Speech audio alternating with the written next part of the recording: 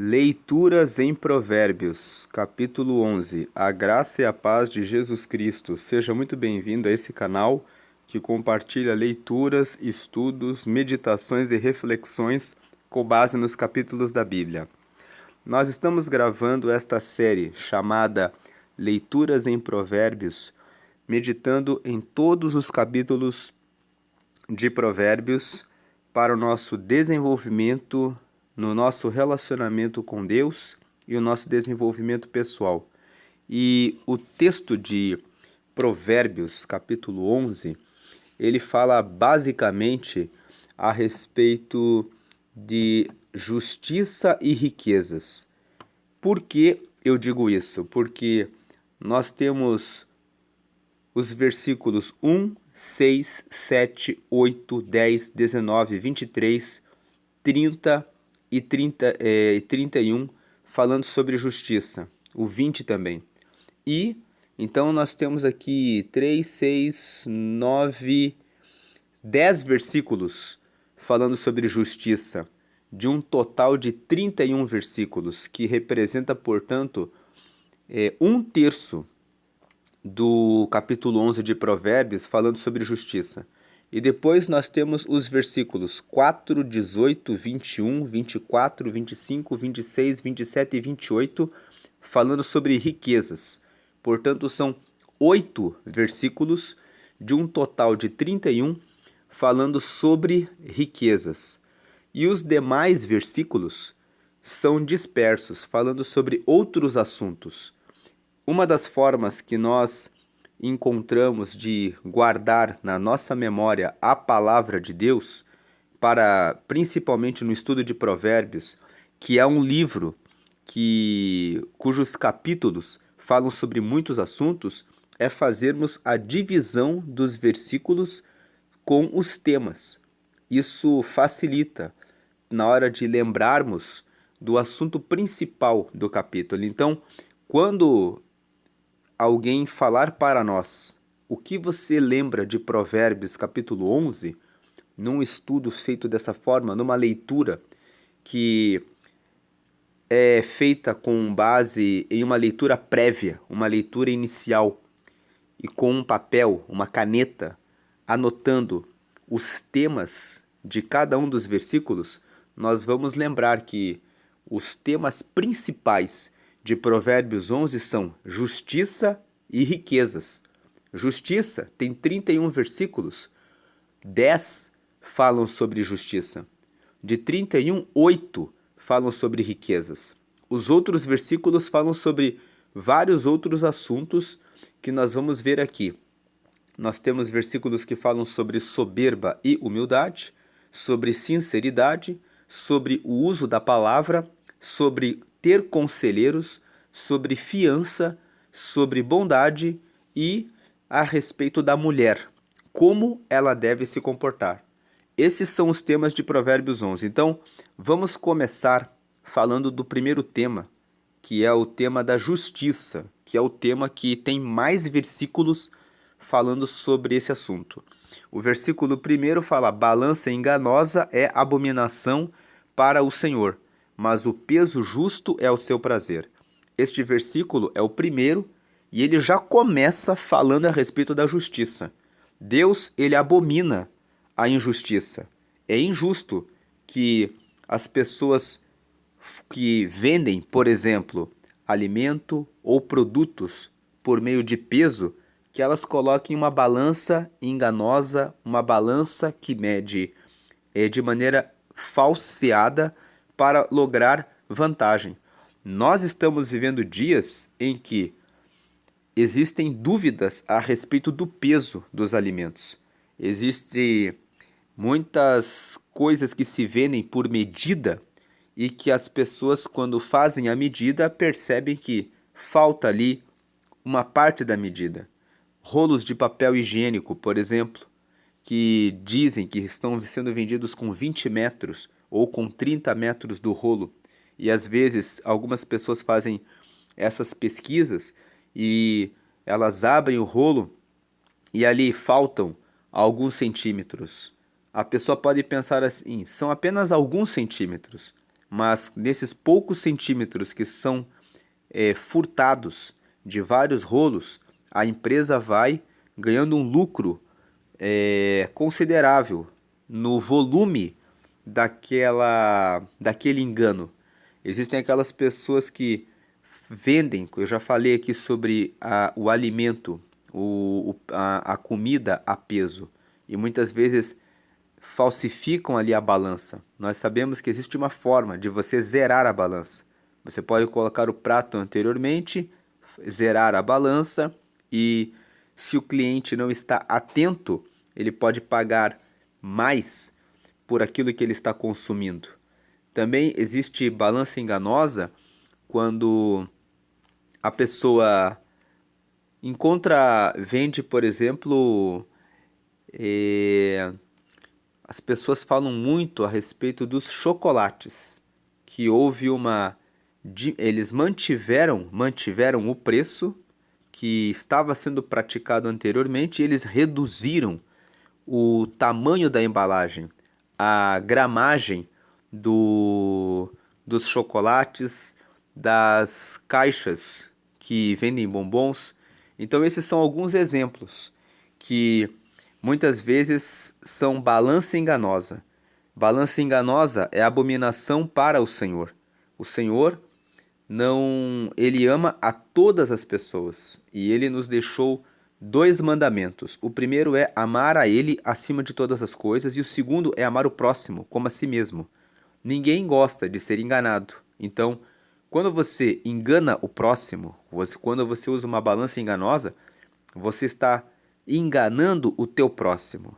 E Deus toma justiça pelo teu próximo. Então, a balança enganosa é abominação para o Senhor por esse motivo.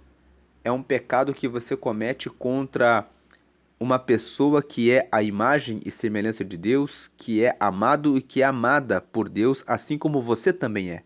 Assim como você não gostaria de ser enganado, não engane as outras pessoas, porque quando você está enganando a outra pessoa, Deus está vendo e tomando justiça em razão do prejuízo que a outra pessoa está sofrendo, e o causador será você.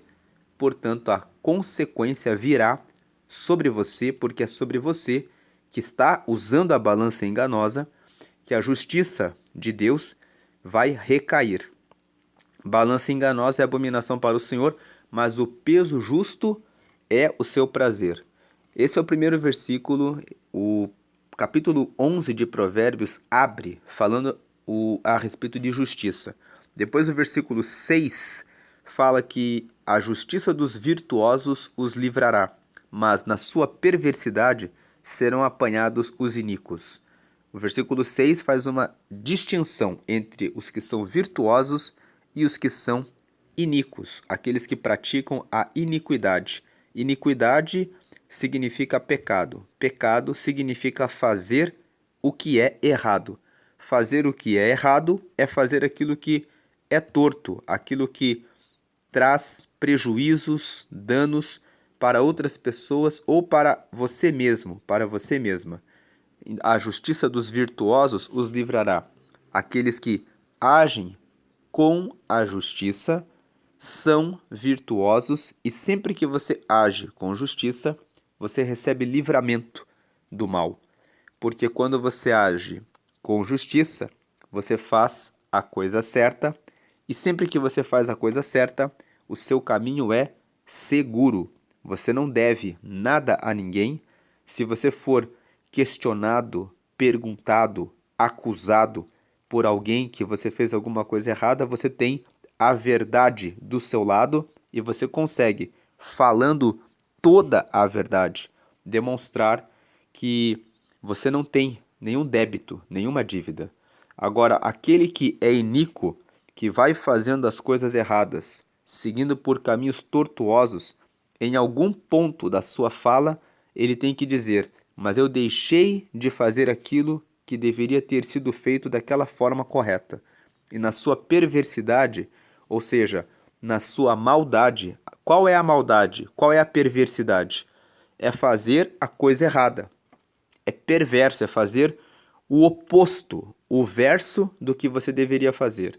aquele que faz o verso, o contrário, vive fazendo o que é errado, o verso, aquilo que é contrário, acaba sofrendo as suas consequências, acaba sendo apanhado. O versículo 6 está aqui como uma recomendação para que você sempre haja com justiça, porque vale a pena no longo prazo. Você não deixa débitos para o passado que no futuro podem gerar dúvidas a respeito do seu caráter, a respeito do seu bom nome, a respeito da sua conduta, a respeito de quem você é. Versículo 7. Morrendo o homem ímpio, perece a sua expectação, e a esperança da iniquidade perde-se. Esse versículo fala que aquele que vive fazendo as coisas erradas, quando ele morre, todas as suas expectativas, tudo aquilo que ele sonhava, se vai juntamente com ele. Por quê? Porque o ímpio, ele só toma atitudes para conseguir a sua própria vantagem, para conseguir o seu próprio benefício.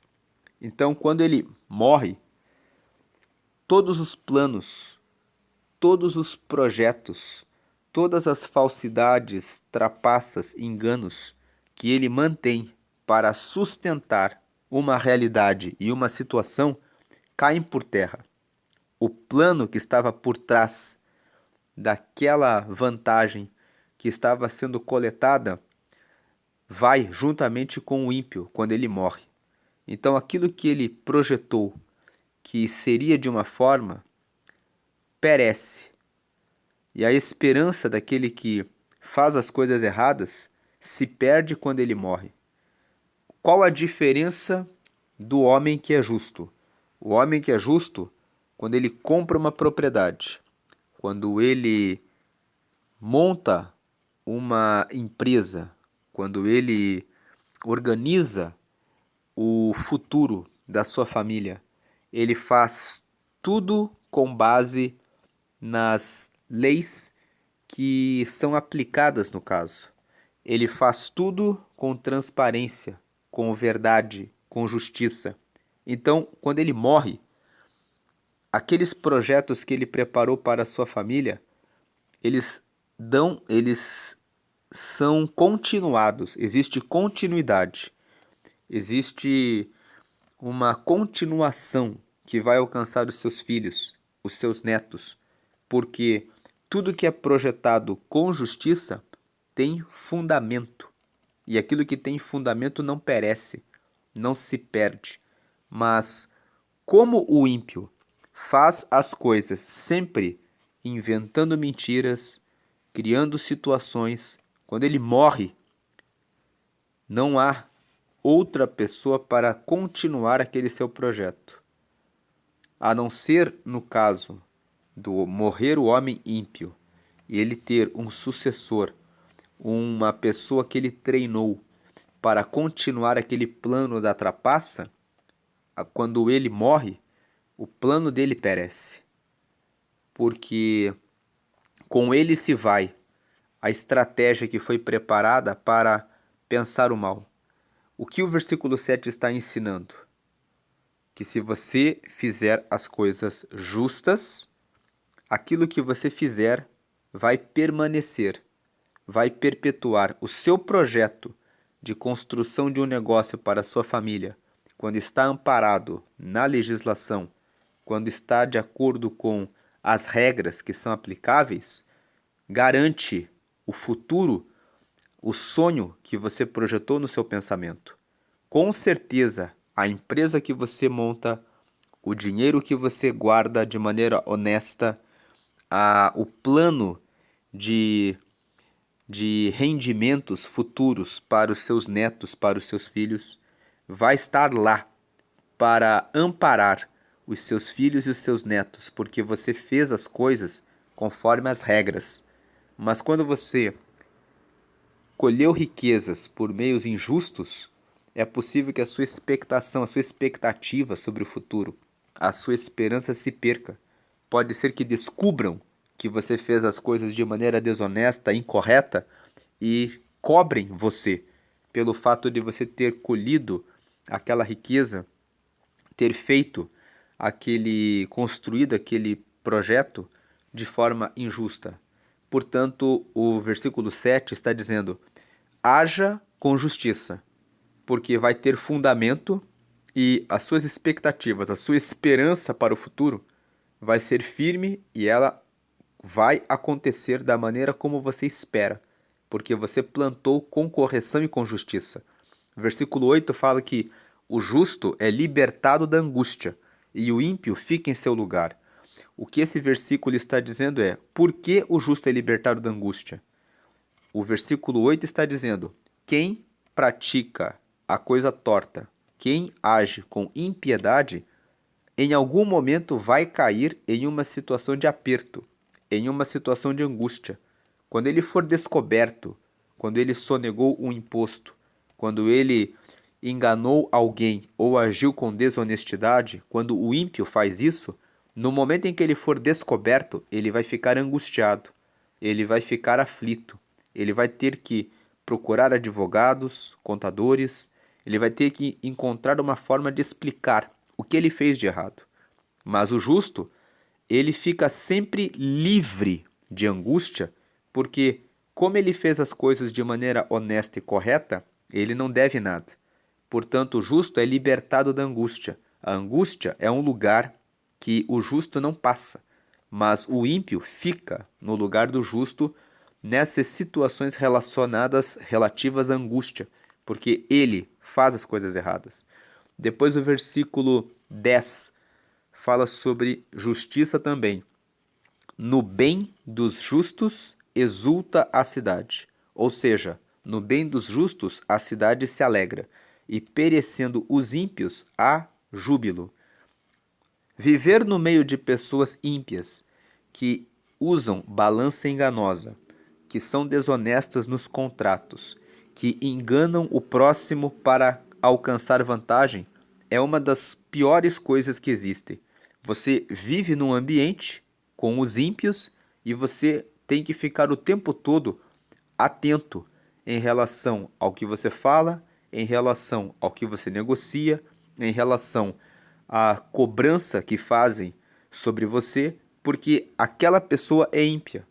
Portanto, o versículo 10 fala que quando os justos estão bem, a cidade, as pessoas que moram no lugar, elas ficam felizes, porque elas vivem num ambiente onde elas podem ficar tranquilas, elas podem confiar que os contratos serão cumpridos, que haverá justiça.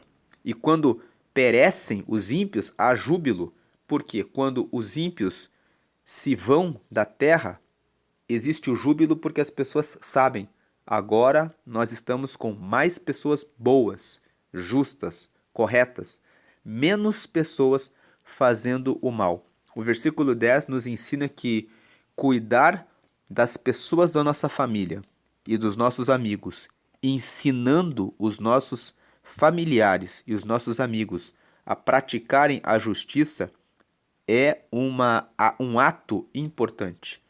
Porque quando nós corrigimos as pessoas que estão à nossa volta, nós estamos colaborando para que o nosso ambiente, a nossa cidade, tenha mais pessoas justas. Tem muitas mães que passam a mão na cabeça dos filhos quando sabem que eles estão envolvidos com coisas erradas e dizem: mas é meu filhinho, mas é meu filhinho, mas é meu filhinho. Mas esse filhinho está fazendo coisas erradas e que, se você não disciplina e não fala para ele que ele está fazendo coisas erradas, ele vai gerar prejuízos para muitos dos seus vizinhos no bairro em que você mora.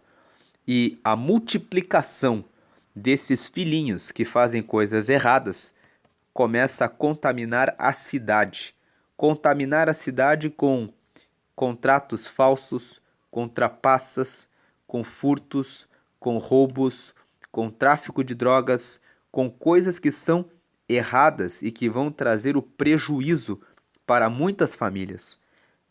Quantas famílias perderam um filho para as drogas porque o filho foi abordado na porta da escola e essas pessoas que vendem drogas elas não estão apenas nos bairros mais pobres, mas elas se dividem em todas as classes sociais para oferecerem as suas drogas para todas as pessoas, querendo multiplicar e prosperar o seu negócio, mas destruindo a vida de muitas pessoas na cidade. O versículo 10 nos mostra a importância, a relevância que existe de eu e você cumprirmos o nosso papel de educarmos bem os nossos filhos e de corrigir os nossos familiares, dizendo a eles que não façam o mal, porque no bem dos justos a cidade exulta a cidade, ou seja, alegra-se a cidade. E quando perecem os ímpios, existe júbilo, porque sabe-se que o ambiente será de mais justiça. O versículo 19 também fala de justiça. Como a justiça encaminha para a vida, assim o que segue o mal faz isso para a sua morte. O versículo 19 fala a respeito da lei da semeadura. Quando você pratica a justiça, você está sendo encaminhado para ter uma vida abundante, vida tranquila, vida com felicidade, porque você sabe que não deve nada a ninguém. Agora, aquele que pratica o mal caminha para a sua morte. Muitas vezes, essa morte não é a morte física, mas existe morte numa família em que sempre se está preocupado em relação à possibilidade de alguém descobrir aquilo que foi feito de errado ontem. A pessoa fica ali, sempre em estado de alerta, preocupada aonde vai, com quem vai, porque pode ser descoberta a qualquer momento. Isso é uma morte, porque é uma vida morta. A pessoa pode estar viva, mas ela vive se escondendo, fugitiva, em oculto. Isso é o oposto de vida. E o oposto de vida é a morte. Você perde a sua vida de tranquilidade. Você perde a sua vida de calmaria, de sossego, para viver a morte em razão do caráter pervertido, em razão da impiedade que se comete. Versículo 20 também fala de justiça. A abominação para o Senhor são os perversos de coração, mas os que são perfeitos em seu caminho são o seu deleite. O versículo 20 está dizendo que os perversos, aqueles que praticam o mal, que fazem sempre a coisa contrária, o verso da conduta certa, são para o Senhor como abominação. Deus considera essas pessoas como pessoas abomináveis. São aquelas pessoas que Deus olha e diz: são pessoas que estão fazendo coisas que destroem o próximo, que fazem o mal. E Deus ama a todos. O maior pecado que podemos cometer é fazer o mal ao próximo. Quando fazemos o mal ao próximo, estamos fazendo mal ao Senhor, porque o Senhor cuida de todos. Mas os que são perfeitos em seu caminho são seu deleite. Ou seja, aqueles que são perfeitos, que fazem a coisa correta, que agem com justiça no seu caminho, são o prazer de Deus. Deus tem prazer quando você faz a coisa certa, quando você age com honestidade, fidelidade, amor, compaixão, amizade, compreensão, com misericórdia, com entendimento. Deus, ele ama os que são perfeitos, os que são corretos. Depois o versículo 23 fala que o desejo dos justos é somente o bem, mas a esperança dos ímpios é a ira. Os justos só pensam em fazer a coisa correta, em fazer a coisa certa. Eles sempre lutam para que a sua vida esteja na retidão, nas coisas certas. Agora, o ímpio, a esperança dele, o que ele espera é a ira. O que ele espera? O que o versículo 23 está dizendo não significa que o ímpio, quando faz a coisa errada, ele espera que virá a ira do próximo contra ele, quando ele é descoberto. O que o versículo 23 está dizendo é que O ímpio faz as coisas erradas e ele tem uma esperança. A esperança do ímpio, quando faz a coisa errada, é obter vantagem, é obter o seu lucro. Só que a esperança dele, no final, se converte em ira. O ímpio engana o próximo descobre que foi enganado, e logo que ele descobre que foi enganado, aquele que foi enganado vem para tomar satisfação com o ímpio, pelo fato de ter vendido um produto de forma diferente, de forma errônea. Então, a esperança do ímpio, na verdade, é ganhar vantagem. Mas o que vem sobre ele no futuro, esperança fala sobre o futuro, aquilo que você espera ganhar. Aquilo que ele ganha de fato, aquilo que ele recebe de fato é a ira. A ira das pessoas que foram enganadas, trapaceadas. O que o versículo 23 está dizendo é: o justo deseja apenas o bem, e ele vai colher o bem. Agora, o ímpio, ele deseja receber o bem fazendo a coisa errada, e a esperança que ele tem acaba se revertendo, se convertendo na ira das pessoas pelo fato dele ter enganado, pelo fato dele ter sido injusto, pelo fato dele não ter sido verdadeiro. O versículo 23 está dizendo: vale a pena você fazer a coisa certa. Vale a pena você ter o desejo dos justos de desejar apenas o bem, porque você vai escapar de que a sua esperança se transforme na ira das pessoas contra você por você fazer coisas erradas. Depois o versículo 30 fala que o fruto do justo é árvore de vida, e o que ganha almas, sábio é. O fruto são os resultados, as consequências. O justo faz coisas certas. Ele é como se fosse uma árvore cujos frutos são frutos de justiça. Verdade, honestidade, sinceridade, transparência, correção, fidelidade. Então, esses são os frutos da justiça. O fruto do justo é árvore de vida, é uma árvore que produz resultados, que vai ter bons frutos. E o que ganha almas, sábio é. O versículo 30 traz na parte B a instrução de que aquele que procura ganhar as pessoas para Deus, aquele que procura ajudar as pessoas a encontrarem o caminho correto, é uma pessoa sábia. Como nós falamos anteriormente, os pais que educam os seus filhos e as pessoas que educam seus familiares a não praticarem o mal estão ganhando as almas. Quando você corrige o seu filho, o seu parente, o seu familiar, dizendo para ele não fazer a coisa errada e vir para Cristo, aceitar a Jesus, batizar nas águas e seguir um caminho da verdade, você está ganhando essa alma. Você está ganhando o seu filho, está ganhando o seu parente, está ganhando o seu amigo para o reino de Deus, está ganhando as pessoas e com isso você é sábio. Por quê? Porque quanto mais pessoas você ganha para fazer a justiça, mais você colabora para que o seu ambiente tenha pessoas que são ligadas a Deus, pessoas que estão comprometidas em praticar a justiça como você. Você cria um ambiente seguro. Muitas pessoas dizem: ema, ema, ema, cada um com seu problema. E essas pessoas não entendem que seguir esse lema faz com que você não dê importância para o próximo, que você não dê cuidado na sua vizinhança, que você não cuide do próximo e faz com que o próximo fique muitas vezes sozinho, isolado, refém de ser vítima do convite dos ímpios.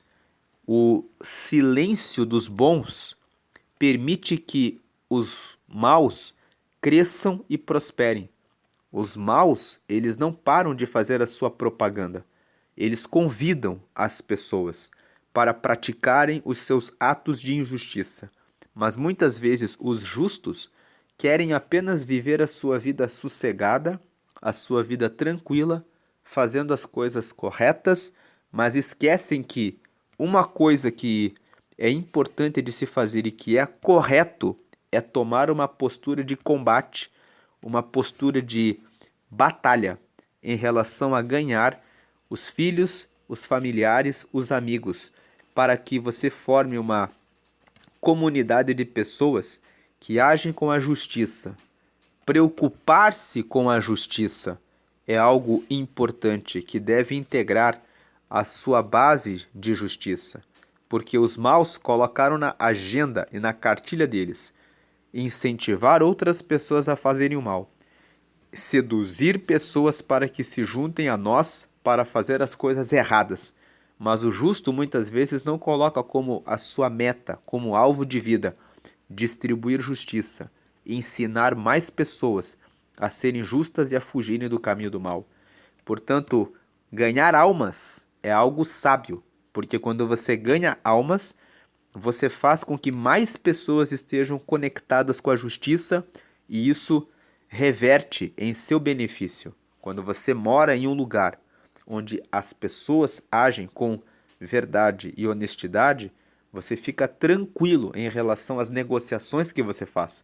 Mas quando você mora numa terra de pessoas que são ímpias, que só praticam o mal, você precisa ficar o tempo todo com o pé atrás, preocupado em relação ao que pode acontecer com você.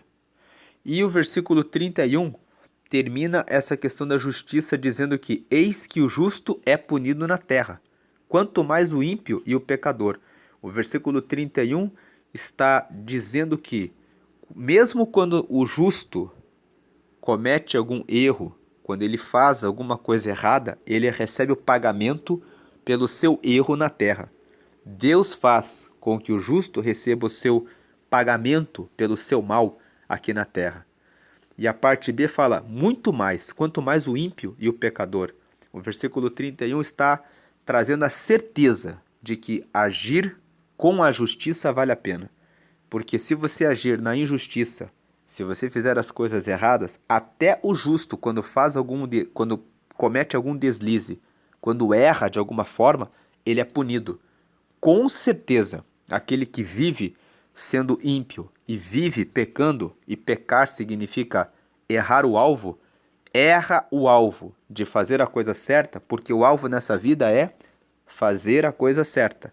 Aquele que erra, que é injusto com relação a si próprio, cometendo erros e danos, porque ele pensa que está cometendo contra o próximo, mas na verdade quem é ímpio está errando para o seu próprio mal. Ele vai receber o mal. Esses são os versículos que falam sobre o tema da justiça. Vale a pena você andar pela justiça, sendo correto, sendo honesto, usando a balança com as medidas corretas, vendendo os seus produtos e negociando de maneira honesta e verdadeira, ensinar os seus familiares, os seus parentes a serem justos, cuidar da sua cidade, da sua vizinhança, incentivando, tomando atitudes, posturas que colaboram em mudar a situação. Exemplos práticos de prática de justiça. Fazer visitas nos presídios. É um trabalho que pode parecer que não tem nenhum reflexo, mas muitas pessoas que saem das prisões e mudam de vida dizem que quando estavam presas, elas receberam a visita de pessoas que leram um texto da Bíblia para elas, mostrando os prejuízos que elas sofreram em razão de tomarem o caminho da injustiça, em razão de terem tomado o caminho da falsidade. Porque as pessoas que vão para uma prisão, lá dentro, elas são influenciadas por outros criminosos, outras pessoas que praticam crimes mais graves e piores, e que estão com a missão de propagarem o crime, de ensinarem outras pessoas a praticarem o mesmo que eles praticam.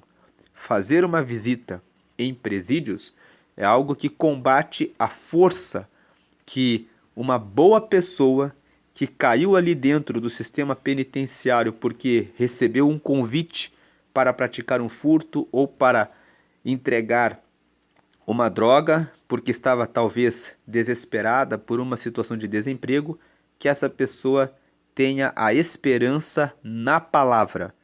Então, se você tem algum chamado, foi convidado para fazer um trabalho desses, ou se você tem algum preconceito com relação às pessoas que praticaram o crime, saiba que esse tipo de visita é um tipo de visita que tem muitos frutos. Muitas pessoas escapam de aprender o crime dentro da prisão porque ouvem a palavra e ganham ali uma esperança, uma chance de arrependimento e de conversão. Lembre-se que o Senhor não tem prazer na morte do ímpio, mas em que ele seja salvo, que ele se arrependa e seja salvo.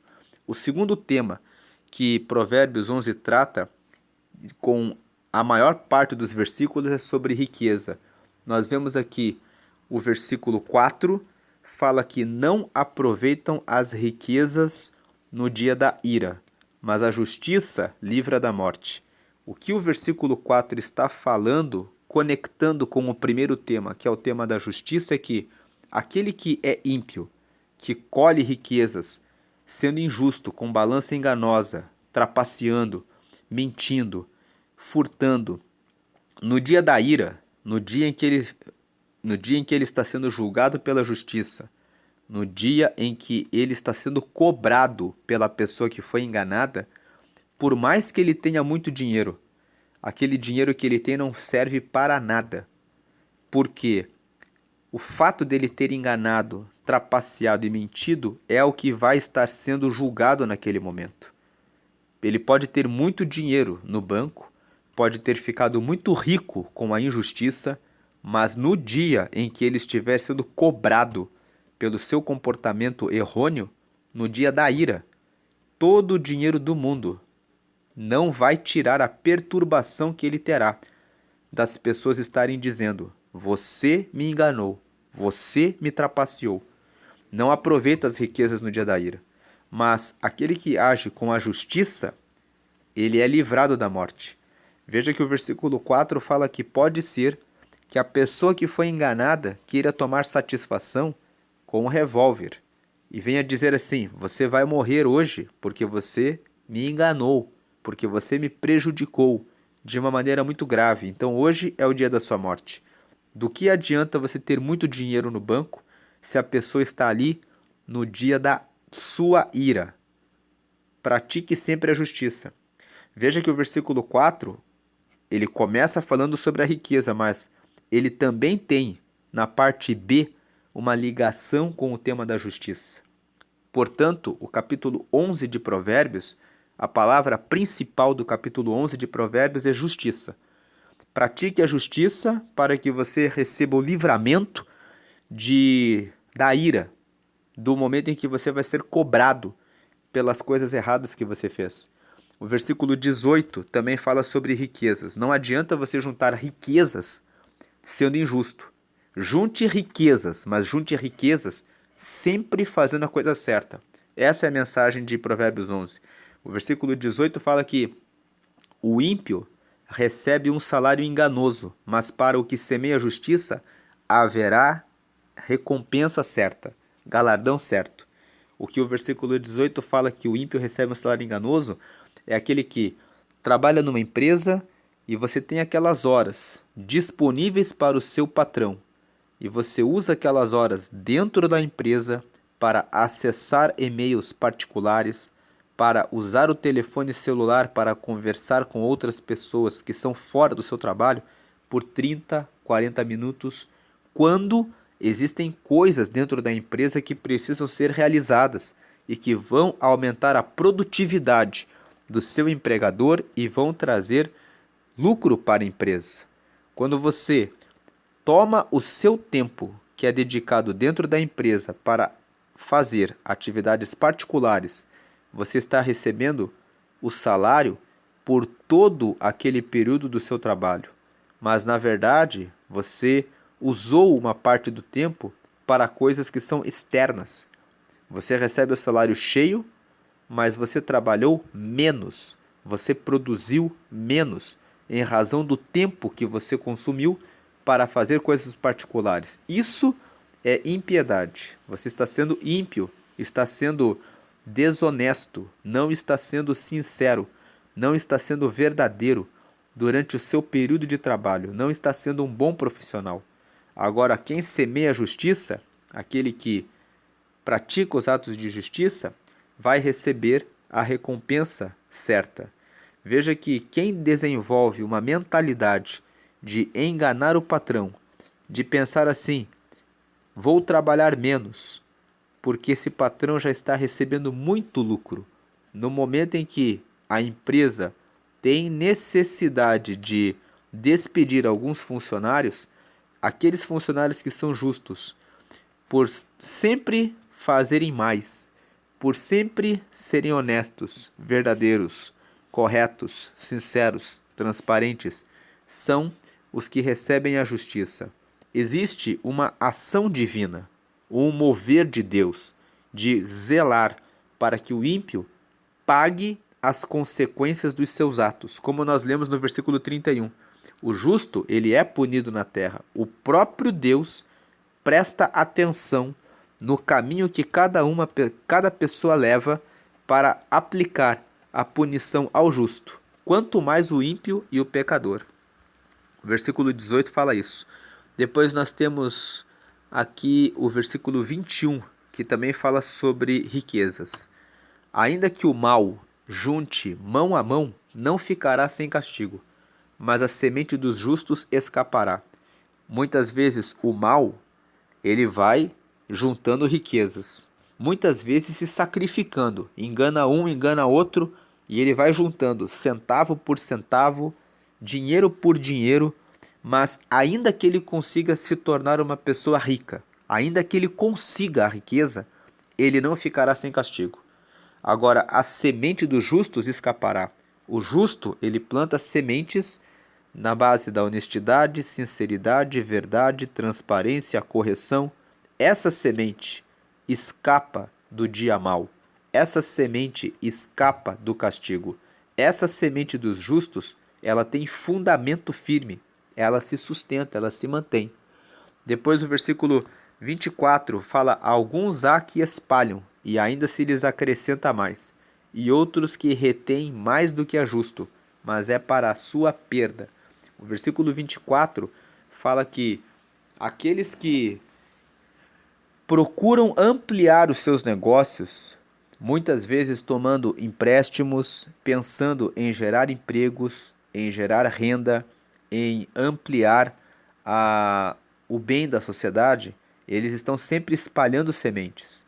Eles espalham, pegam empréstimos, abrem negócios e ainda se acrescenta mais. Eles conseguem vender e multiplicar o negócio.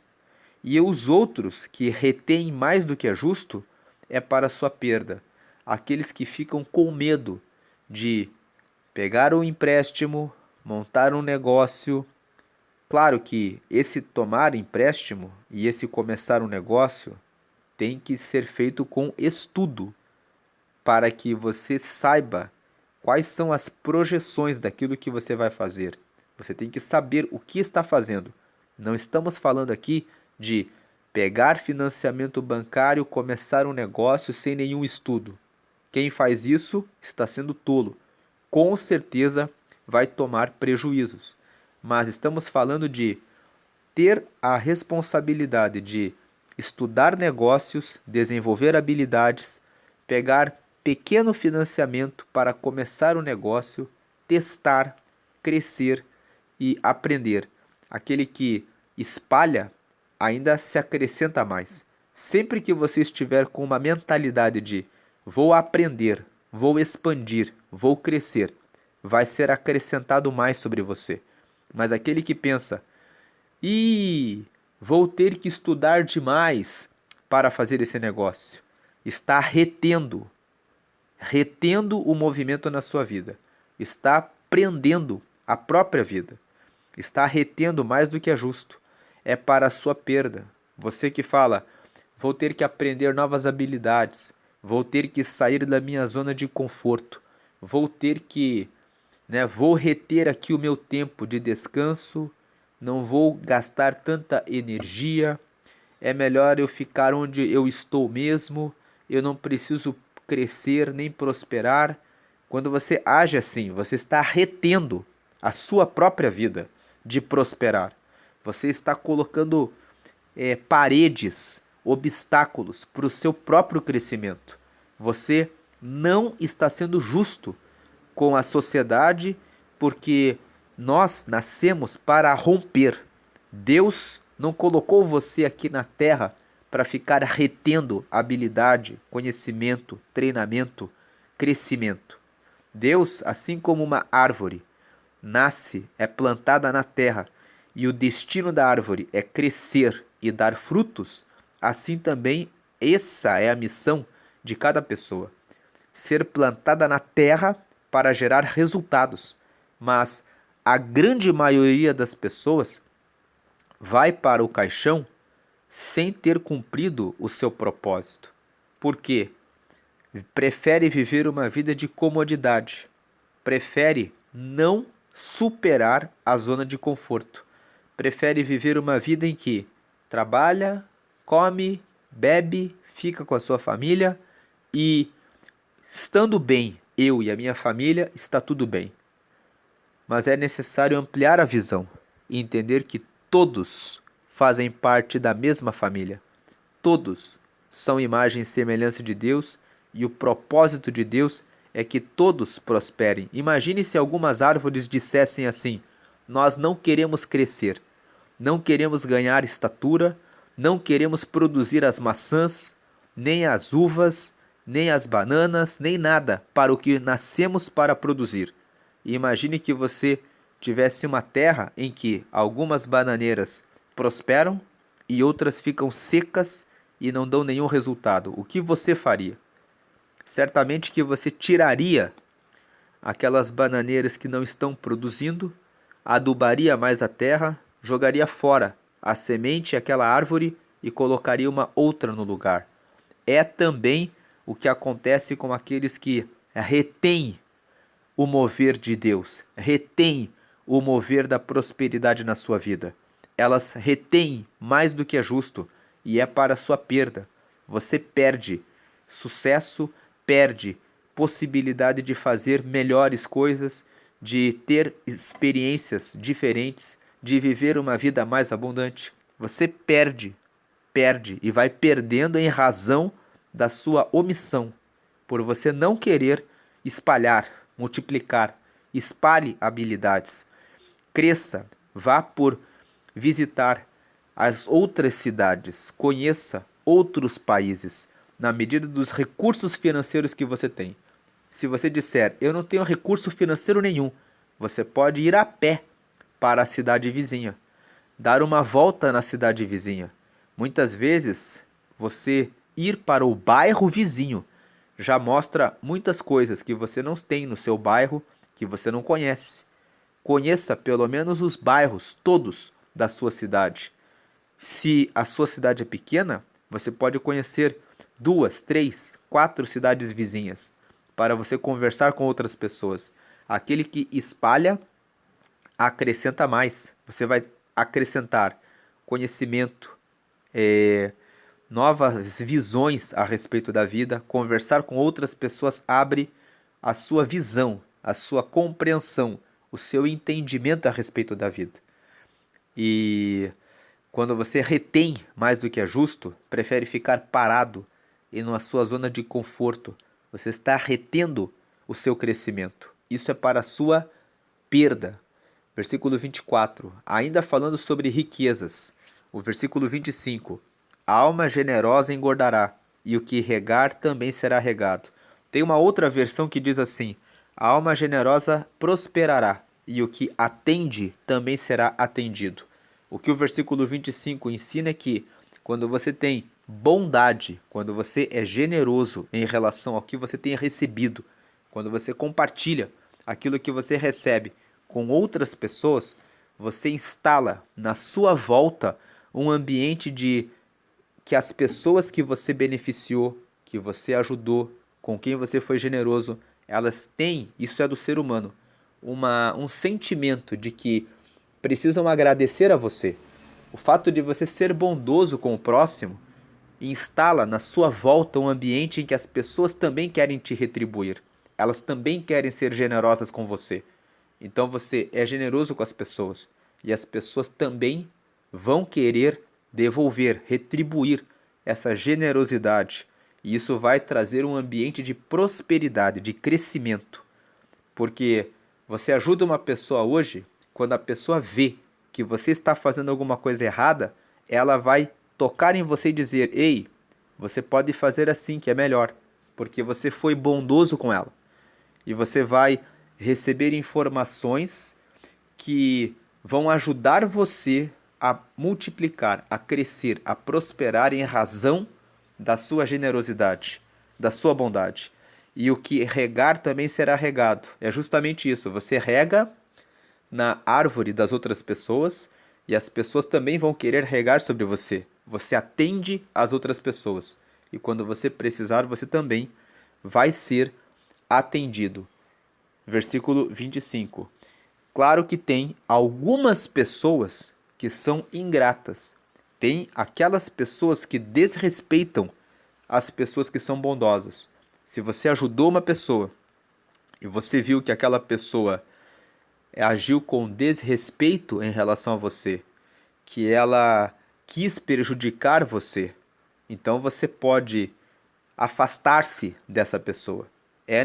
Inclusive é necessário pedir a Deus que o Senhor aproxime as pessoas que, igualmente a nós, são pessoas que guardam a bondade, que guardam a generosidade, que estão buscando cumprir esse mandamento e que afaste dos nossos caminhos aqueles que fazem o mal, que decidem seguir pelo caminho da ruína, do engano, da mentira, da trapaça, da desonestidade, da infidelidade. Que essas pessoas sejam colocadas de fora do nosso caminho, da nossa vida. O versículo 26 também está falando de riqueza. Veja que o versículo 25, quando fala que a alma generosa engordará ou prosperará e o que regar também será atendido, é um princípio de riqueza. Você quer ser rico, seja uma pessoa que ajuda os outros. Você vai ter mais pessoas querendo te ajudar. Na regra, é isso que vai acontecer. Fique atento com aqueles que, mesmo sendo ajudados, querem enganar e trapacear. Esses são os injustos, são os incorretos, os desleais, que você deve se afastar deles. Não faça mais negócios com eles, não inclua mais essas pessoas no seu caminho. Afaste-se dessas pessoas. O 26 fala aqui: ao que retém o trigo, o povo o amaldiçoa, mas bênção haverá sobre a cabeça do vendedor. O versículo 26 fala sobre aquela pessoa que tem uma fazenda, que produz um determinado produto ou serviço. Aqui no caso do versículo 26, ele está dando exemplo daquele que tem uma fazenda que produz o trigo. Se você produz o trigo, o que você deve fazer? Você deve processar, embalar e colocar à disposição das pessoas, porque tem pessoas que precisam do trigo. Elas precisam do trigo que você tem na sua fazenda. Quando você faz a sua parte, você vai receber a bênção, a multiplicação, porque você está vendendo, você está permitindo que as pessoas comprem de você. E você vai ser recompensado, porque o preço que você recebe traz a prosperidade para você. Agora, aquele que é preguiçoso, aquele que tem o trigo, mas fala: eu não vou me dar ao trabalho de embalar, contratar empregados, criar aqui todo um sistema para funcionar a venda do trigo.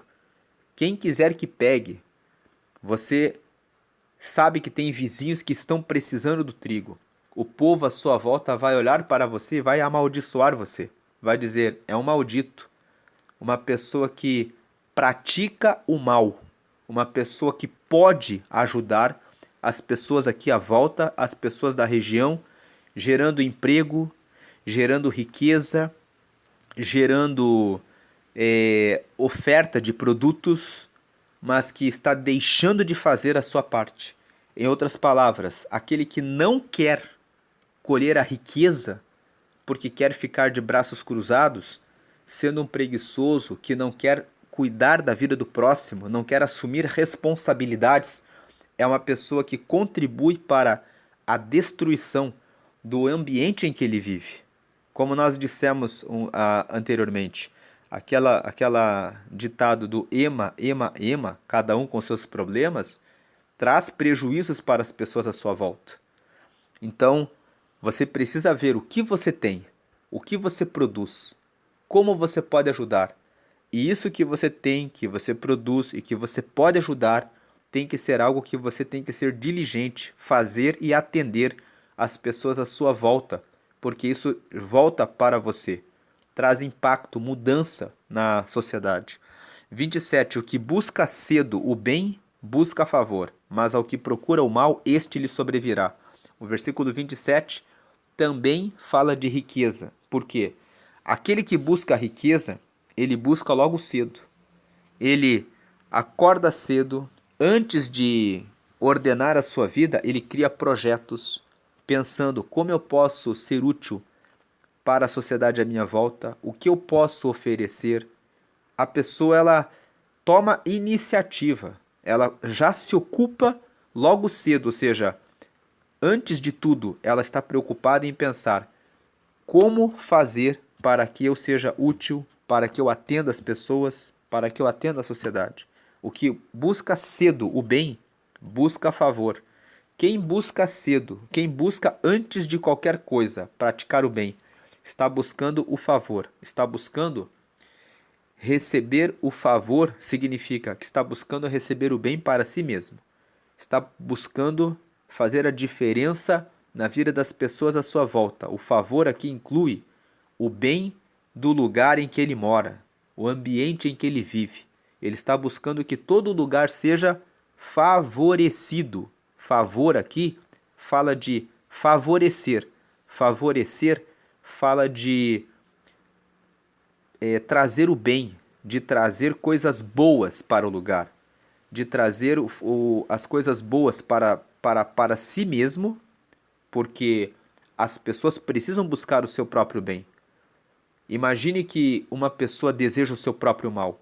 Algumas pessoas tentam o suicídio, algumas pessoas conseguem cometer o suicídio e perdem a vida em razão de alguma coisa que não entenderam na vida, não tiveram força para lidar bem com aquela situação, mas o normal da vida das pessoas é que elas busquem primeiramente o seu bem, que elas procurem estar bem e procurem também o bem das pessoas à volta.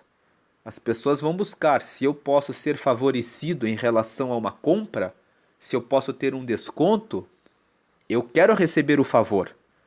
Se eu posso oferecer um bom produto para as pessoas à minha volta e as pessoas podem pagar um preço justo para mim e com alegria, porque recebem um bom produto, eu estou recebendo o favor pelo meu trabalho e eu estou favorecendo as pessoas que compram de mim, porque elas estão recebendo um bom produto, elas estão sendo favorecidas.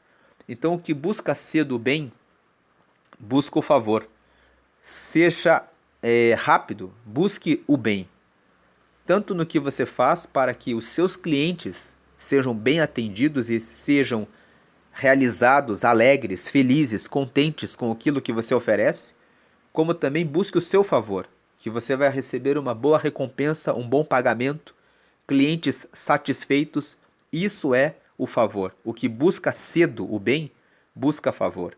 Tem pessoas que são lentas, são lerdas. Elas querem fazer algo de qualquer maneira e elas querem receber o favor e elas não recebem o favor, elas recebem os rostos com desgosto pelo que foi vendido. E aí elas dizem: por que eu estou recebendo isso? Seja rápido, busque logo cedo. Buscar cedo significa coloque como prioridade, como primeiro lugar na sua intenção, realizar o melhor para você e para as pessoas à sua volta. Quando você busca cedo, quando você coloca isso como prioridade, você busca o bem, você vai buscar o favor. Agora, o que procura o mal é não atender de maneira adequada o cliente, não querer aperfeiçoar os métodos e os sistemas de trabalho, não querer fazer o melhor serviço, ser o melhor funcionário. Se você é funcionário, você escolheu isso para você, então você tem que ser o melhor. Se você está insatisfeito no seu local de trabalho dizendo trabalho, trabalho, trabalho, para que trabalhar com tanta perfeição se no final do mês o meu salário é pouco e vai ser a mesma coisa? Se você está agindo assim, você está insatisfeito, está provavelmente passando dificuldades financeiras, está vivendo uma vida de pobreza. Mas a riqueza vem para aquele que é diligente, para aquele que age com atitudes de pessoas que são ricas. Pessoas ricas pensam logo cedo em buscar o próprio bem, ao mesmo tempo em que buscam o bem das pessoas que atendem.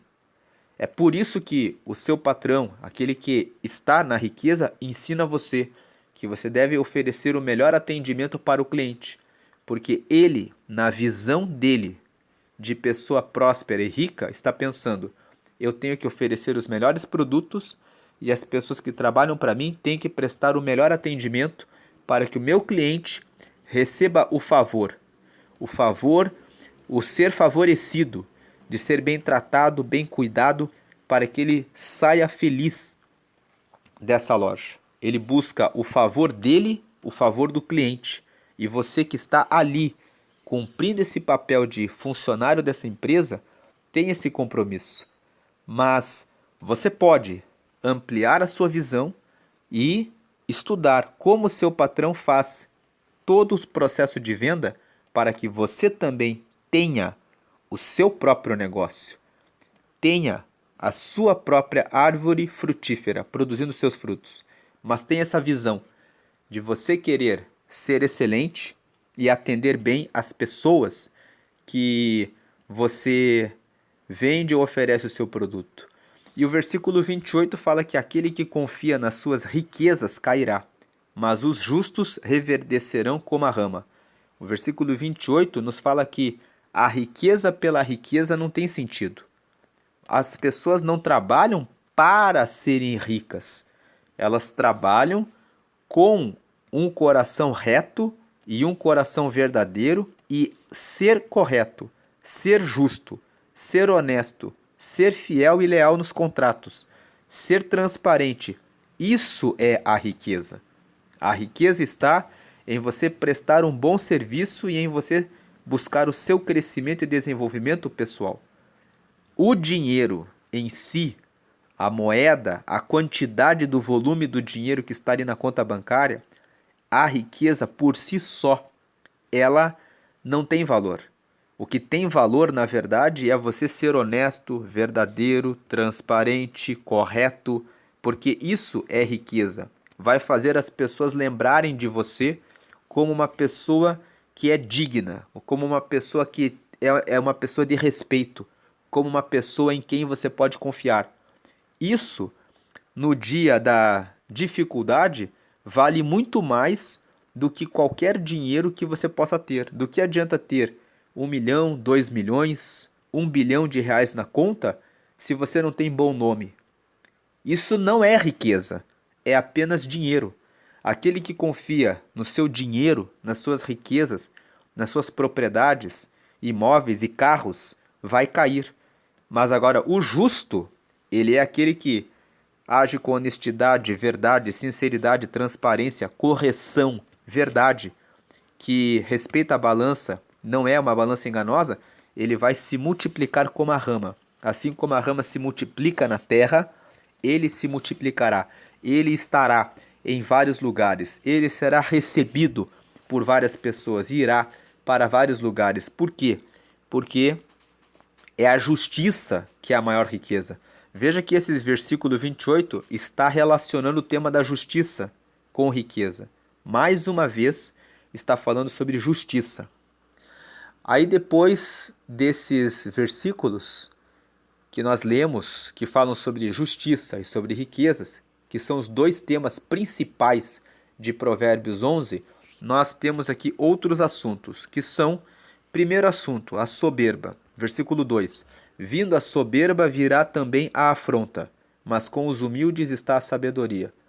Quando uma pessoa se ensoberbece, se coloca como superior em relação às outras pessoas, pessoas que são soberbas, que são arrogantes, que são prepotentes, que são pessoas que são as donas da verdade, quando elas chegam em um ambiente, logo vem a afronta. O que é afronta? É você atacar a outra pessoa, diminuir a outra pessoa, reduzir a outra pessoa. Quando vem o soberbo, logo vem a pessoa que vai olhar para o trabalho dos outros e vai dizer: só isso? Isso aqui não presta.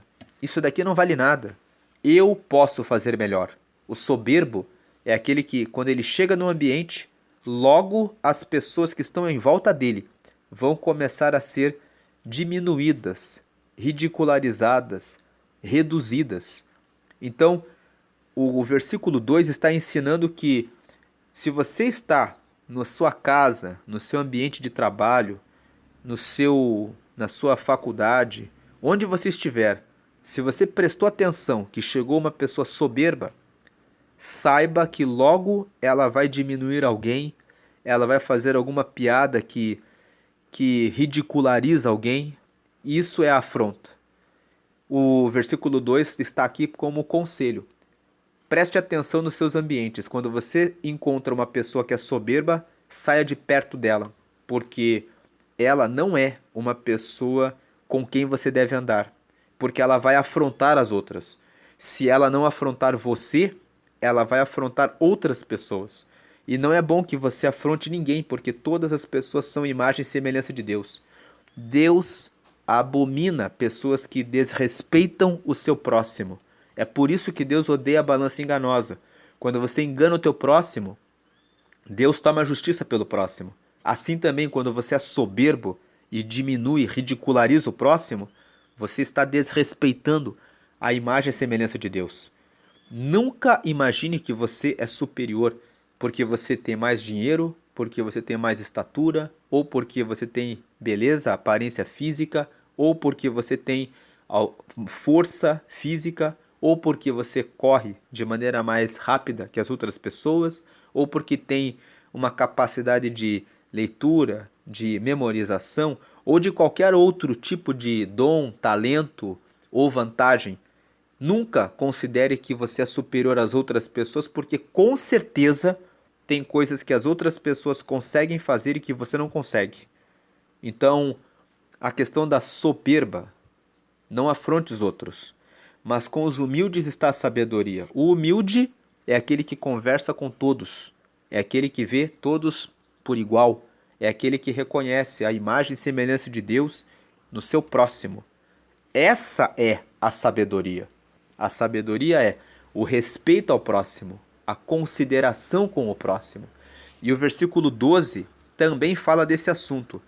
O que despreza o seu próximo é falto de sabedoria, mas o homem de entendimento cala-se. Então, muitas vezes, nós olhamos para alguém e temos uma tendência de pensar: essa pessoa é muito fraca, essa pessoa não vai conseguir. Vem no nosso pensamento às vezes, mas aquele que despreza o próximo e logo vai falando, logo vai ridicularizando, diminuindo, ele não tem sabedoria. Por que ele não tem sabedoria? Você pode precisar dessa pessoa.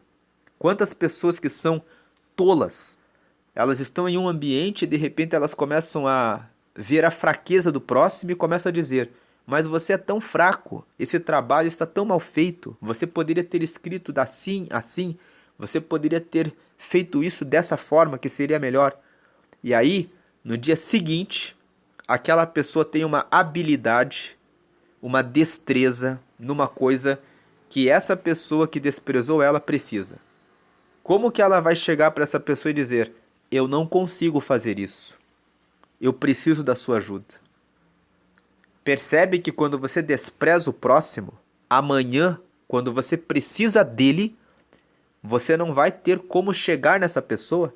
Ou tem que ser muito, como diz aí o ditado, cara de pau, de chegar na pessoa e dizer hoje para a pessoa: você é tão fraco, você é tão ruim no seu texto, no que você falou, no que você fez, e no dia seguinte falar: olha, eu preciso de você para fazer isso. Então, nunca despreze ninguém. O que despreza o próximo tem falta de sabedoria. Amanhã você pode precisar dele. Respeite todo mundo.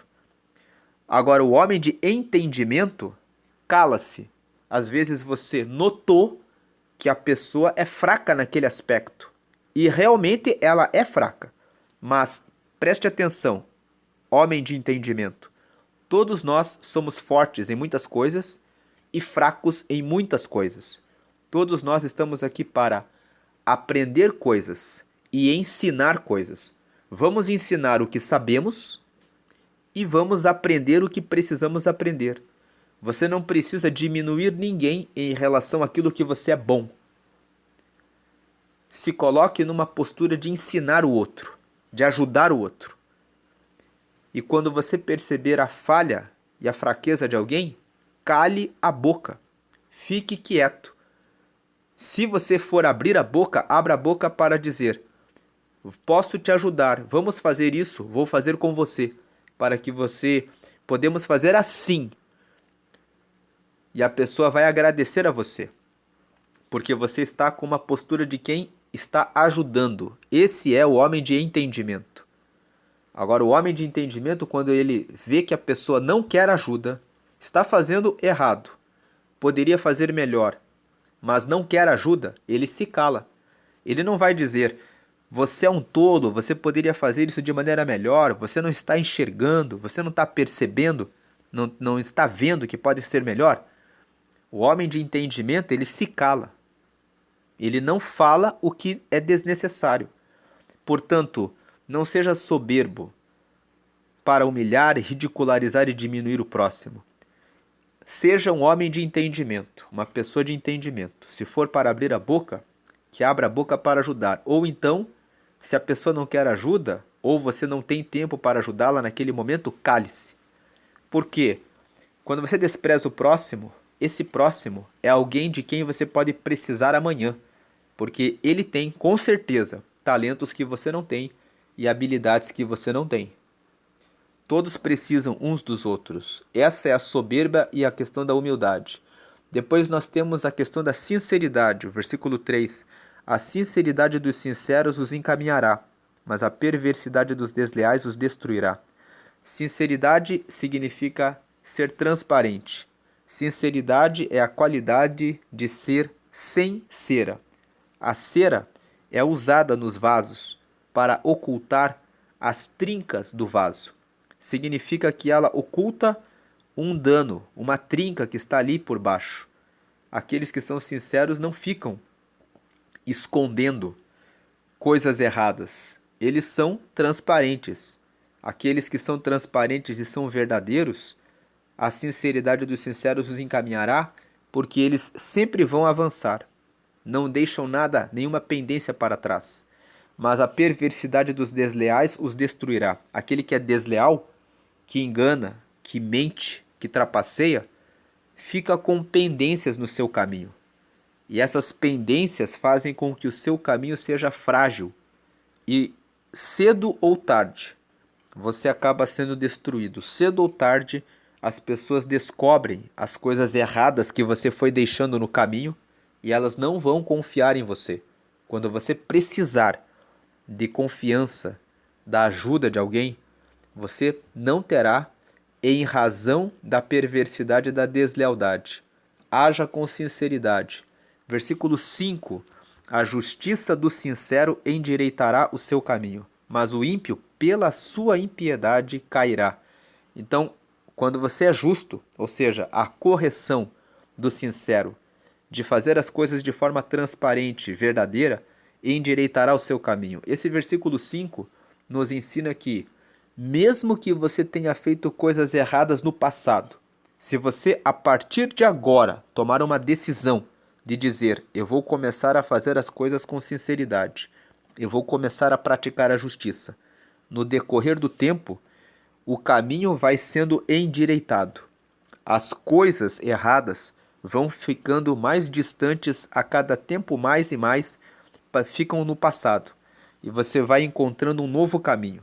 Agora, o ímpio, aquele que continua insistindo sempre em fazer a coisa errada, pela sua impiedade, por fazer a coisa errada, vai cair. E o versículo 11, são 3 versículos que falam sobre sinceridade, o 3, o 5 e o 11. Pela bênção dos sinceros se exalta a cidade, mas pela boca dos ímpios é derribada. Veja que a bênção dos sinceros, ser sincero é uma bênção, traz prosperidade, traz boas energias para o lugar. Pela bênção dos sinceros se exalta a cidade. Pela bênção de ter muitas pessoas honestas, verdadeiras, transparentes, corretas, que fazem a coisa certa, pela bênção de ter muitos sinceros, a cidade é exaltada. Mas pela boca dos ímpios é derrubada. Uma cidade onde as pessoas só falam de preguiça, de não trabalhar, de calúnia, difamação, mentira, trapaça, desonestidade. Uma cidade em que só tem multiplicação de ímpios acaba sendo derrubada. São esses 3 versículos que falam sobre sinceridade. Depois nós temos aqui 2 versículos que falam sobre a boca. O 9. O hipócrita com a boca danifica o seu próximo, mas os justos são libertados pelo conhecimento. O hipócrita é aquele que parece uma coisa na frente, mas ele faz outra. Então o hipócrita, com a boca, ele fala mal do próximo, e quando o próximo aparece, ele dá um tapinha nas costas e fala, tudo bem? Então o hipócrita, ele com a boca danifica o seu próximo, mas os justos são libertados pelo conhecimento. Os justos, os que fazem as coisas certas, eles são libertados pelo conhecimento. Isso significa o quê? Que o justo, aquele que pratica a justiça, ele não anda quando ele vê que uma pessoa é hipócrita. Quando uma pessoa que é justa escuta o hipócrita falando mal de alguém, ele já isola a pessoa. Ele já se afasta dessa pessoa. Por quê? Porque o justo ele tem um conhecimento. Se ele falar mal do outro para mim, certamente ele fala mal de mim para o outro. Então, o hipócrita com a boca danifica o seu próximo. E os justos, eles ficam livres do hipócrita. Porque eles já percebem que o hipócrita é hipócrita e já se afastam dele.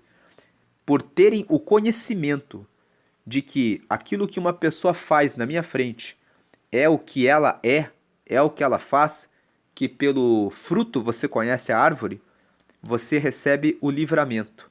Você é liberto por esse conhecimento de estar andando, de andar com aquela pessoa que é hipócrita. E o versículo 9 e o versículo 13 falam sobre a boca.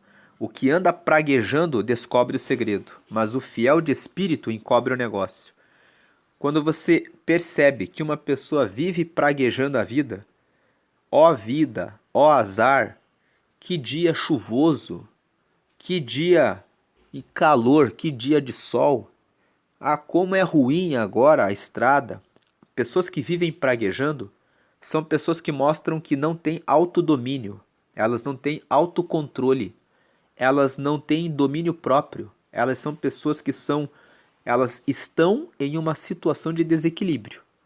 Porque, imagine, uma pessoa não sabe que no inverno ela pode usar o gorro, pode usar o cachecol, pode colocar roupas quentes, que no calor ela pode se hidratar mais, que ela pode usar o protetor solar, ela pode escolher horas mais adequadas para sair da sua casa, ela pode organizar o seu trabalho, a sua agenda de uma forma que ela consiga escapar do calor mais intenso, nos horários mais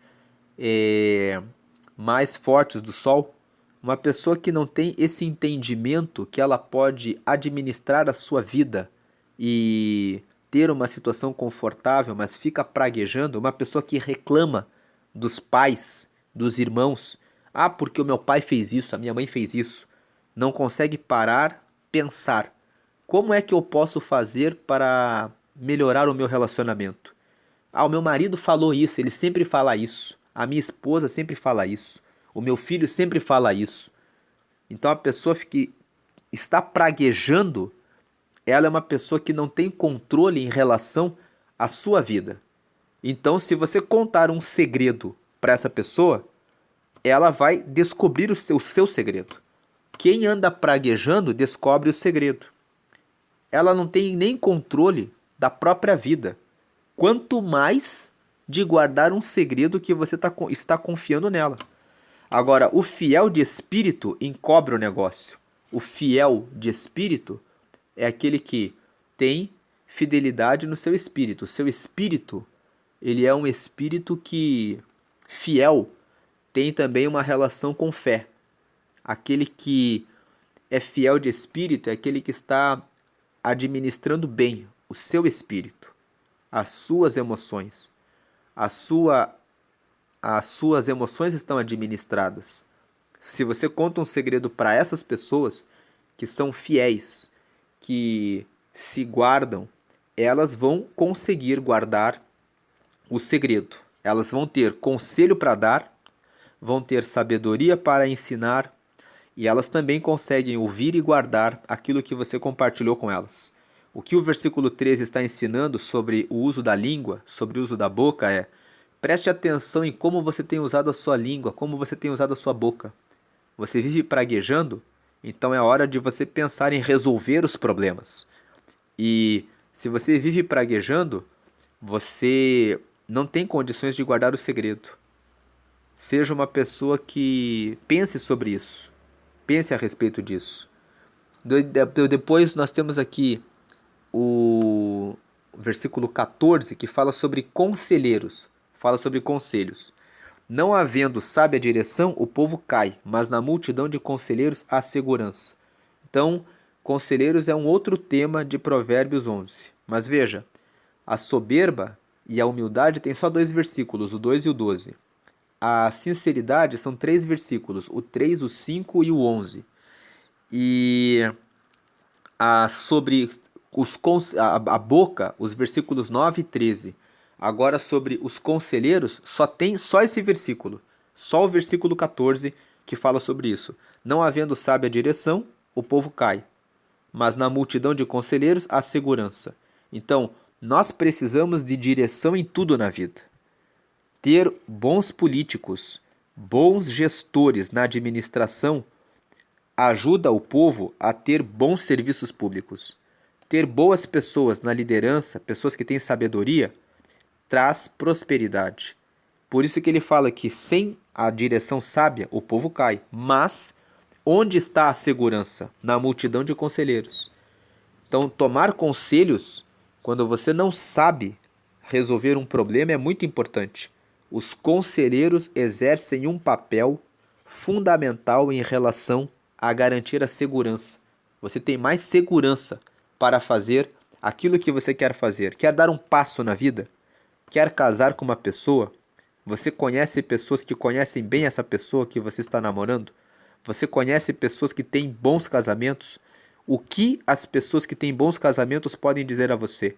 Muitas pessoas hoje dizem: não existe mais casamento feliz. Não existe, ou as pessoas estão sendo tolas, estão sendo apressadas, estão se casando por paixão sem trabalharem a sua inteligência emocional primeiro. Porque se a pessoa estuda sobre a pessoa com quem namora, busca conselhos com pessoas que têm bons casamentos, aumenta o seu nível de inteligência emocional para administrar o perdão, a mágoa, o amor, a compreensão, a fidelidade, e a pessoa assume o compromisso, como poderá o casamento ser infeliz? Tudo é uma questão de aquilo que você faz. Não havendo sábia direção, o povo cai, mas na multidão de conselheiros há segurança. Busque conselheiros para que você tenha segurança em relação a esse passo do casamento. Versículo 15 fala sobre fiança. Só tem um versículo para falar sobre fiança. De certo sofrerá severamente aquele que fica por fiador do estranho, mas o que aborrece a fiança estará seguro. O versículo 15 fala a respeito de dinheiro. Fiança significa você colocar a sua pele, né, o seu corpo, como garantia da outra pessoa. Quando você assume a fiança, quando você avaliza a outra pessoa ou quando você empresta o seu dinheiro para outra pessoa, porque você tira o dinheiro da sua conta e entrega para outra pessoa, na confiança de que ela, a certo prazo, devolverá aquele dinheiro. Muitas vezes você não pede nem o juro, mas mesmo assim você está colocando a sua pele, o seu corpo, o seu esforço na confiança do outro. O versículo 15 ensina que você não deve fazer isso, que é certo que você sofrerá severamente se você fica por fiador do estranho, da pessoa que você não conhece, da pessoa que você não sabe se tem boa reputação, se é um bom pagador, se vai cumprir a sua responsabilidade e o compromisso em devolver a você. Agora, o que aborrece a fiança, fica seguro. O princípio que o versículo 15 ensina é: não seja uma pessoa que empresta o seu dinheiro, que assume fiança ou avaliza outra pessoa. Se for um amigo ou um parente que pede ajuda a você, faça doação. Nós lemos aqui o versículo 25. A alma generosa engordará, e o que regar também será atendido. Agindo com generosidade, com bondade, você ajuda o seu amigo ou seu parente, o seu familiar. E depois, quando você precisar de alguma ajuda no futuro, pode ser que ele devolva a você, pode ser que ele retribua você. E se ele não retribuir, as leis que Deus colocou sobre a terra, de causa e efeito da semeadura, vão trazer alguém para ajudá-lo no momento em que você estiver passando por uma situação difícil. Mas se você empresta o seu dinheiro, existe uma frase do William Shakespeare que é: emprestar o dinheiro ao amigo faz perder o amigo e o dinheiro emprestado. Então, quando você empresta, você acaba perdendo o amigo e o dinheiro emprestado e ainda fica com uma mágoa em relação ao amigo, porque você confiou nele. E ele fez uma promessa que te devolveria o dinheiro. Quando você prefere ser generoso e faz a doação, nem que você não doe tudo que ele precisa. A pessoa precisa de, por exemplo, 10 mil. Você tira uma nota de 100 ou de 50, entrega na mão da pessoa e fala: eu não tenho, mas já que você precisa, vou te ajudar com 50. É pouco, mas você pode ir pedindo para outras pessoas até conseguir todo o valor que você precisa. Mas você pode dizer: não tenho e não posso emprestar a você, porque o que eu juntei com o meu recurso tem destino certo e eu não posso liberar a você. Se você tem facilidade em ser honesto e verdadeiro, essa é a melhor resposta e a melhor saída. Porque você mostra para a pessoa que você não tem esse compromisso. Aquele que vem e pede dinheiro emprestado para outras pessoas não entende que ela é autorresponsável pelos seus gastos, por aquilo que ela faz. Tirando as hipóteses em que a pessoa fez um negócio e ela foi enganada, foi trapaceada e daí ela caiu naquela situação, se a pessoa fez um negócio e tudo saiu conforme as regras e ela tomou o prejuízo, é porque ela não fez o cálculo correto. Ela é autorresponsável. O dever dela é buscar formas de trabalho para obter a riqueza e realizar o pagamento ela mesma, que tem que assumir com o credor como vai resolver aquela dívida. Querer pedir emprestado para outras pessoas que têm saúde financeira porque são responsáveis com a administração do seu dinheiro é querer jogar a sua irresponsabilidade na mão do outro. Então, se você é o devedor, o que está buscando dinheiro emprestado, pense nisso. Se você é a pessoa que tem o dinheiro, pense, você não tem o dever de ajudar aquela pessoa. E se você tem a opção de ajudar sendo generoso, então seja generoso, conforme o versículo 25. Porque é melhor você ser generoso, porque você já faz a doação para a pessoa e você instala uma energia que vai retornar para você. Quando você precisar, Deus também trará alguém generoso para ajudá-lo. Porque existe uma promessa no versículo 25: o que atende também será atendido, o que regar também será regado. Aqui no versículo 25. Aí, esse é o versículo 15, né? Fala sobre fiança. Vamos lembrar que lá no capítulo 6 de Provérbios, existe a recomendação aqui, ó. Filho meu, se ficaste por fiador do teu companheiro, se deste a tua mão ao estranho, enredaste-te com as palavras da tua boca, prendeste-te com as palavras da tua boca. Faze, pois, isto agora, filho meu, e livra-te, pois já caíste nas mãos do teu companheiro. Vai, humilha-te e importuna o teu companheiro. Não dê sono aos teus olhos, nem repousa as tuas pálpebras. Livra-te como a gazela da mão do caçador e como a ave da mão do passarinheiro. Veja que no capítulo 6, nesses primeiros 5 versículos que nós lemos, já existe essa fala de ficar longe da fiança.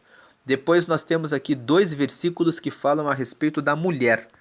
O versículo 16 que fala que a mulher aprazível guarda a honra, como os violentos guardam as riquezas. Veja que o versículo 16 fala que a mulher aprazível, aquela que você sente prazer em ver essa mulher, porque é uma mulher que guarda a sua honra, como os violentos guardam as riquezas. Como os violentos guardam as riquezas? Os violentos guardam as riquezas com unhas e dentes. Eles lutam por riquezas a todo custo. Assim, a mulher aprazível guarda a sua honra. Ela não vai abrir um sorriso fácil para os homens, porque muitos homens interpretam mal quando a mulher é muito simpática, quando a mulher é muito quer ser gentil. Muitas vezes os homens interpretam mal esse sinal. Então, você que é mulher, antes de ser gentil e realmente simpática com um homem, veja como ele é. Preste atenção porque ele pode confundir as coisas. É algo ruim que as mulheres tenham que ficar tomando cautela com relação a isso, mas a Provérbios é um livro que fala sobre prudência, sobre discernimento, sobre sabedoria, sobre evitar problemas, sobre olhar um pouco à frente, perceber que existe um perigo ali para escapar do mal. Então, a mulher aprazível guarda a honra como os violentos guardam as riquezas. Preste atenção com relação a isso. Com quem você fala, quais é necessário verificar como você se lida com cada pessoa do sexo oposto, para que você não sofra depois um dano, que alguém confunda as coisas e acuse você de uma coisa que você não é. Diga uma palavra a teu respeito que não corresponde à verdade, e você tem um trabalho para dizer: eu não sou assim. E o versículo 22 fala assim: como a joia de ouro em focinho de porca, assim é a mulher formosa que se aparta da razão. Não adianta a mulher ser bonita e não usar a inteligência, não usar a razão nos seus comportamentos, nas suas atitudes. A sabedoria, o uso da razão, o uso da inteligência em como se portar, em como estar nos ambientes como mulher. Estudar essa questão de como, quando você entra numa empresa, por exemplo, existem políticas nas empresas. Algumas empresas favorecem, incentivam o crescimento da mulher, mas existem outras empresas que adotam uma política de misoginia. O que é misoginia? Essa palavra significa desprezar a mulher. Tem empresas que já perguntam: você já teve o seu filho? Você já é casada? Porque eles estão ali querendo avaliar se aquela mulher vai se envolver em um casamento, vai querer ter um filho, porque vai haver a licença maternidade, a licença para complicações na gestação que eventualmente possam acontecer. Então, Entender essas coisas, usar a razão, a inteligência, para você ver onde você vai trabalhar, com quem você vai se relacionar, se portar ali, se colocar no lugar. Usar a inteligência é importante. Como joia de ouro em focinho de porca, assim é a mulher formosa que se aparta da razão. Também tem aquela mulher que tem a beleza, mas fala alto demais nos ambientes, ri de maneira excessiva e não tem postura em relação a como se porta no lugar. Essas questões aí são coisas que precisam ser estudadas. 16 e 22. Depois aqui tem o versículo 17, que fala da bondade. O homem benigno faz bem à sua própria alma, mas o cruel perturba a sua própria carne. Então, benigno é aquele homem que tem o bem dentro de si, que busca o bem. O homem que busca o bem, ele busca o bem à sua própria alma. Né? Quando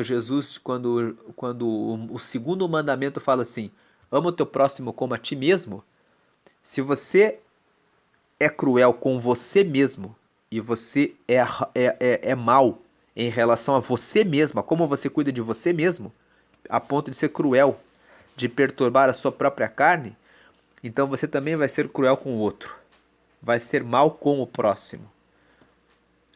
E o versículo... Faltou aqui o versículo 29, que fala: o que perturba a sua casa herdará o vento, e o tolo será servo do sábio de coração. Imagine que a pessoa maltrata os filhos, o cônjuge, os pais. Está perturbando a sua casa. Quem perturba a sua casa herdará o vento. O vento não tem estabilidade. O vento vem e passa. O vento nunca fica. Com o vento, tudo passa. Se você não é capaz de cuidar das relações das pessoas da sua casa, das pessoas da sua família, das pessoas com quem você trabalha, do ambiente em que você estuda, do lugar em que você frequenta a comunidade religiosa, a igreja. Se você perturba as pessoas que fazem parte da sua casa, o que você vai herdar? Você não vai ter herança, você não vai herdar nada. E o tolo, o que só faz tolices, será servo do sábio de coração. O sábio pensa no que está fazendo o tempo todo. O sábio é intencional. Todo o tempo, quando ele acorda, ele já sabe o que ele vai fazer. Eu vou acordar, vou orar, vou ler a Bíblia, vou falar com Deus, depois eu vou tomar o café, depois eu vou fazer uma caminhada, ou vou fazer uma corrida, ou vou fazer o meu treino de natação, ou vou dar uma pedalada, ou vou fazer a academia da musculação, depois eu vou voltar e depois eu vou ler durante 30 a 40 minutos ou durante uma hora, para que todos os dias eu aprenda alguma coisa nova, para desenvolver uma nova habilidade, para estar com a minha mente sempre desenvolvendo inteligência, para aprender sempre coisas novas, para estar atualizado em relação ao que está acontecendo. Depois eu vou cuidar de algum assunto ligado à família. Depois eu vou para o trabalho. Depois eu vou retornar. Depois eu vou descansar. Então, aquela pessoa que é sábia, ela tem o seu dia, tem a sua programação intencional. O tolo vai vivendo sem nenhuma programação, vai vivendo sem pensar no futuro, vai vivendo sem pensar naquilo que faz, vai respondendo de maneira indevida, inadequada os pais, os filhos, o cônjuge, os amigos, vai perdendo tudo no longo do caminho e no final ele fica sem nada. Mas o sábio cria planos, projetos, coloca nas mãos de Deus, cumpre com as suas obrigações, é diligente e responsável no que faz, e ele prospera.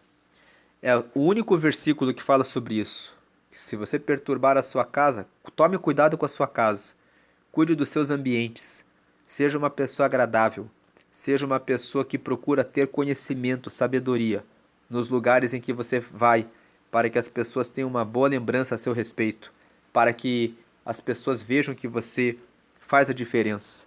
O tolo será servo do sábio de coração. Essa é a meditação de Provérbios capítulo 11, que essa palavra tenha te trazido mais informação, desenvolvimento, conhecimento. E se você lembrou de outras pessoas que precisam ouvir essa palavra, faça o transbordo. Transbordar significa compartilhar aquilo que você tem recebido.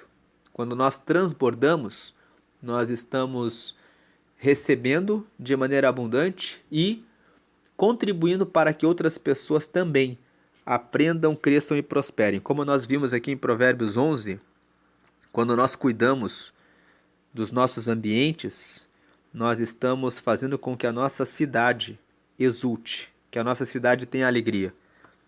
Nós temos um papel de multiplicar a sabedoria, o conhecimento, a disciplina, a prudência, a justiça, a verdade, a riqueza, os conselhos, para que as pessoas tenham uma vida melhor e em as pessoas à nossa volta tendo uma vida melhor, nós possamos ter uma vida mais tranquila e sossegada, porque nós vivemos em cidades. Vamos fugir daquele lema do ema, ema, ema, cada um com seus problemas. O problema do seu vizinho, de faltar alguma coisa na casa dele, pode ser o seu problema de amanhã, dele querer furtar a sua casa, vigiar a sua casa, dele procurar obter alguma vantagem e razão por uma forma incorreta, pela falta de preocupação do olhar com o próximo.